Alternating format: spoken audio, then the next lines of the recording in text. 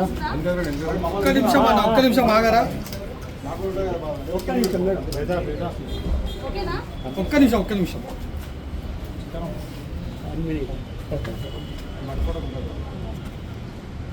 Right madam. Okay right. అందరికీ నమస్తే అండి. ముందుగా మీడియా మిత్రులందరికీ నమస్సమాంజలి. ఈరోజు ఇక్కడికి రావడానికి కారణం ఏంటంటే, మొన్న ఉజ్జయిని మహంకాళి టెంపుల్లో ఏవైతే చెదురుమదురు సంఘటనలు జరిగాయో, ఏవైతే కొన్ని ఇబ్బందులు జరిగాయో దాని మీద మాట్లాడడానికి వచ్చాను. ఎందుకంటే దాని మీద పర్టికులర్గానే కాదు, నా బోనం పడిపోయిందని కొన్ని అవాస్తవాలు కొన్ని సోషల్ ప్లాట్ఫామ్స్లలో కొందరు దుష్ప్రచారం చేశారు. దాని మీద ఇంకా కొన్ని మా వ్యక్తిగత హనన భంగం చేసేలా, మా వ్యక్తిగత ఇది భంగం చేసేలాగా కొందరు మాట్లాడారు, కొన్ని వీడియోస్ పెట్టారు. దాని మీద యాక్షన్ తీసుకోవాలి ప్రభుత్వం. ఎందుకంటే ప్రభుత్వం మేము ఎప్పుడూ చర్చలు పెట్టుకొని ఒకసారి కాకపోయినా ఒకసారైనా బాగా వాళ్ళు మమ్మల్ని స్పందిస్తూ మేము మొత్తం ప్రభుత్వం జీరో చేసిందని నేను ఎప్పుడు చెప్పలేదు, చేస్తున్నారు. అందులో మరి ఎందుకు పర్టికులర్గా కొంత విఫలం అవుతున్నారు? చేస్తున్నప్పుడు బాగా చేయాలి కదా అని అంటాం, బాగా చేయలేనప్పుడు బాగా చేయలేదని అంటాం, బాగా చేసినప్పుడు గత ప్రభుత్వంలో గత సంవత్సరంలో బాగా చేశారని చెప్పాము, ఈ సంవత్సరం బాగాలేదంటే బాగాలేదన్నాను.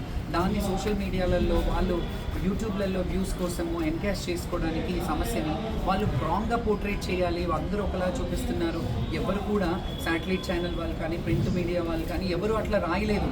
కొన్ని సోషల్ మీడియాలో వాళ్ళ వ్యక్తిగత ప్రయోజనాల కోసం మమ్మల్ని మా వ్యక్తిగత ఇదిని భంగం చేసే విధంగా కొన్ని అసభ్యంగా కొన్ని అంటే మమ్మల్ని డీగ్రేడ్ చేసేలాగా కొన్ని వ్యాఖ్యలు చేశారు. దాని మీద స్పందించడానికి వచ్చాను. అదేవిధంగా చాలామంది జనాలకి అపోహ ఏంటంటే శ్యామల బోనం పడిపోయిందేమో అని కొందరు మీడియా అపోహలు చేసింది. లేదు, నా బోనం ఏం పడలేదు, నేను బాగానే తీసుకెళ్ళాను. కానీ సంతోషంగా కాదు, బయట అందరినీ ఆపేశారు, ఒడిబియ్యాలు మిస్ అయిపోయి ఉన్నాయి.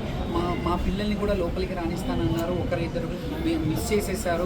మా వాళ్ళు ఎవరు లేక అండ్ వాయిద్యాలు కూడా లేదు. వాళ్ళు లోపల నుంచి వాయిద్యాలు పెట్టి మిమ్మల్ని తీసుకెళ్తాము, మీకు హ్యాపీగా ఉండేలా చేస్తామని అన్నారు. ఆ మాట మీద వాళ్ళు నిలబెట్టుకోలేరు కాబట్టి కొంత బాధపడ్డాము. అదిగాక అన్ని కిలోల బరువు ఉండి మేము బోనం ఎత్తుకొని ఉపవాసంతో నుండి ఒక 10 దండలు నా మెడలో ఉంటాయి. దాంట్లో ఊపిరి అడక తొక్కిరి బిక్కిరిలో నాకు కొంచెం స్పృహ కోల్పోయిన విషయం తెలిసిందే మీ అందరికీ. స్పృహ కోల్పోతే దాన్ని డ్రామా అని దాన్ని ఇదని కొన్ని దుష్ట శక్తులు కొందరు కావాలని దాన్ని పోర్ట్రే చేసి వాళ్ళతో చేయిస్తున్నారనేది విషయం తెలిసింది. దాని మీద తీవ్రంగా ఖండించాలని కోరుకున్నాం. ఎందుకంటే కొందరు మేము అమ్ముడు పోయాము, మీరు అదయ్యారా, మీరు బయటకు వచ్చి డ్యాన్స్ ఇట్లా ఆడారు అని అంటే, ఆడడానికే పుట్టామండి. మా కాలికి గజ్జగట్టండి, మాకు రోజు గడవదు. మేము ఖచ్చితంగా ఆడతాము, పాడతాము. అమ్మవారి ఉత్సవాల్లో తిరునాళ్ళల్లో ఆడడానికి జోగినీలు అనే వ్యవస్థ ఉంది. జోగినీలు ఎక్స్ప్లాయిటేషన్ అయ్యే జోగినీలు కాదు. మేము మా సంతోషాన్ని వ్యక్తపరచుకొని అమ్మవారి గుడికి అంకితమైన వాళ్ళం కాబట్టి దాని గురించి మాట్లాడాను. అండ్ ప్రభుత్వం కూడా ప్రభుత్వం ఖచ్చితంగా చర్యలు తీసుకోవాలి. కోట్లు నిధులు ఇవ్వడం కాదు, జనాలు లక్షలాది జనం వస్తున్నారు, వాళ్ళకి ఏం సౌకర్యం చేస్తే బాగుంటుంది, అక్కడ ఉన్న సమస్యలు ఏంటి వాళ్ళు చూసుకోవాలి. జాగా కొంచెమే ఉంది అట్లా అవుతుంది అని అంటే వెనకల నుంచి కూడా చాలా ఖాళీ ప్లేస్ ఉంటుంది, వాళ్ళు అక్కడ నుంచి కూడా ఒక లైన్ క్రియేట్ చేసి పంపించవచ్చు. వెనకాలంతా ఖాళీగా ఉంటుంది. విఐపీలని ఆ లైన్లో పంపించడమా, లేకపోతే ఇటు అంతా బ్యారికేడింగ్ చేస్తారు, ఓన్లీ ఫ్రంట్కి పెడతారు. వెనకల నుంచి కూడా వచ్చే విధంగా, లేకపోతే ముందుకు వచ్చిన భక్తులు వెనకల నుంచి వెళ్ళిపోయే విధంగా ఇట్లాంటివి చాలా చేయొచ్చు వాళ్ళు కావాలంటే. కానీ అది వాళ్ళ వైఫల్యానికి ఇంకొకటి ఒక లైన్ కూడా తగ్గించారు. శివశక్తుల లైన్ ఉండేది, మొన్న మీడియా ప్లాట్ఫామ్ వెనకాల నుంచి ఒక లైన్, స్పెషల్ లైన్ ఉండేది, లాస్ట్ ఇయర్ కూడా ఉంది. ఈ ఇయర్ అది కూడా తగ్గించారు. వీటన్ని సమస్యలు వాళ్ళు చేసిన దాన్ని మా మీద రుద్దేసి మేమేదో ఇది చేస్తాము అనడం తప్పు. అండ్ అక్కడ స్పృహ కోల్పోతే మీరు అక్కడ ప్రభుత్వం నేను చెప్తున్నాను సరే, స్పృహ కోల్పోయినాను, కనీసం అక్కడ వాలంటీర్స్ కానీ లేకపోతే మెడికల్ టీమ్ కానీ ఎవరైనా వచ్చి నన్ను ఇచ్చేసారో, ఒక నీళ్ళ బాటిల్ ఇచ్చారా, మరి మీరు ఎన్ని కోట్లు ఎవరికి పెడుతున్నారు అనే దాన్ని నేను విమర్శిస్తాను ఖచ్చితంగా.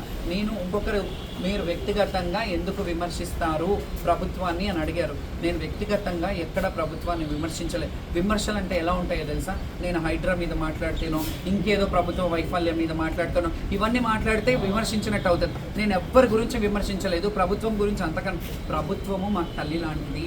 మీరు మమ్మల్ని బిడ్డల్లాగా హక్కును చేర్చుకొని మేము చేసే కార్యక్రమానికి ఏదైతే ఉందో దాన్ని మన సంతోషంగా సహకరించండి. మేము ఏమీ కోరుకోము. మేము అసెంబ్లీలో మేము వస్తాము, మాకు గ్రీన్ కార్పెట్ ఏమని అడగలేదు. అమ్మవారి గుడికి వెళ్తాము, మాకు కొంచెం దారి ఇవ్వండి, మేము బోనం ఎక్కించుకోవడానికి మాకు అవకాశం ఇవ్వండి అని హక్కు అడుగుతున్నారు. ఇది సమంజసం అనిపించట్లేదా మీకు? అంటే ఇది ప్రభుత్వ వైఫల్యమా పోలీసుల వైఫల్యం అంటారా? ఏంటంటే ఇది ప్రభుత్వ వైఫల్యమా పోలీసుల వైఫల్యం అంటారా?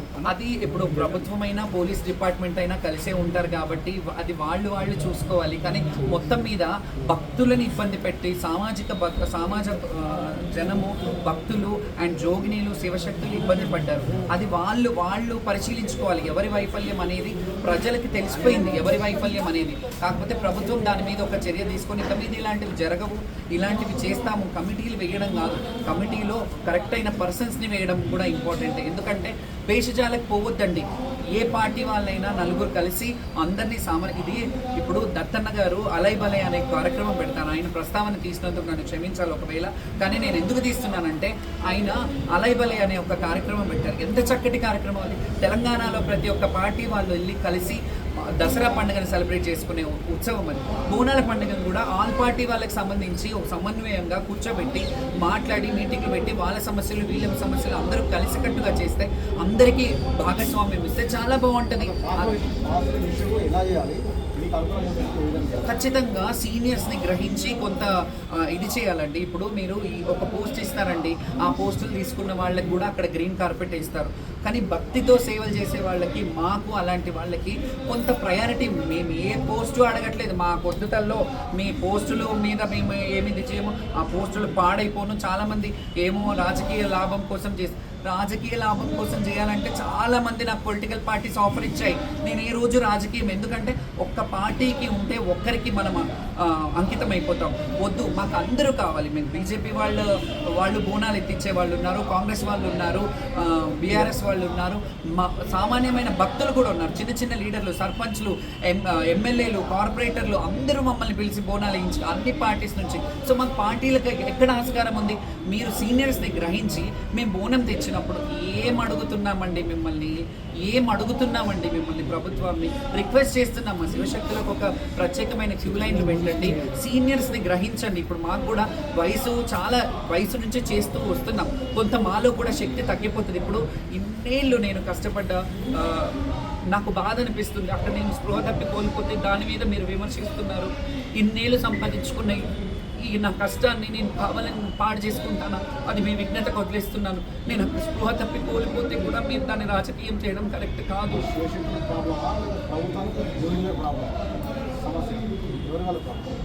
శివశక్తులకి ఏంటండి? శివశక్తుల గురించే కదా. కొంతమంది అందరూ అనలేదు, కొందరు అన్నాను. అంటే కొంతమంది కొందరితో చేయిస్తున్నారు అన్నాను, చేయిస్తున్నారనే అన్నాను నేను. వాళ్ళు కూడా చేస్తున్నారు. వాళ్ళకి కావాలని వెళ్ళి మైకులు పెట్టి మీరు ఇలా చేస్తున్నారు, ఆమె చేసింది డ్రామాలాగా అనిపిస్తుందా అని అడిగి వాళ్ళని చేస్తే వాళ్ళు ఏదో ఒకటి చెప్తారు కదా. వాళ్ళకి ఏం తెలుసు? కొంతమంది చదువుకున్న వాళ్ళు ఉంటారు, కొంతమంది చదువుకోలేని వాళ్ళు ఉన్నారు. శివశక్తులు కాదు, ప్రభుత్వము మాకు సామరస్యంగా ఉంటే ఇలాంటివి కాకుండా ఉంటాయి, కొంచెం చూసుకోండి అని చెప్తాను. Thank you so much.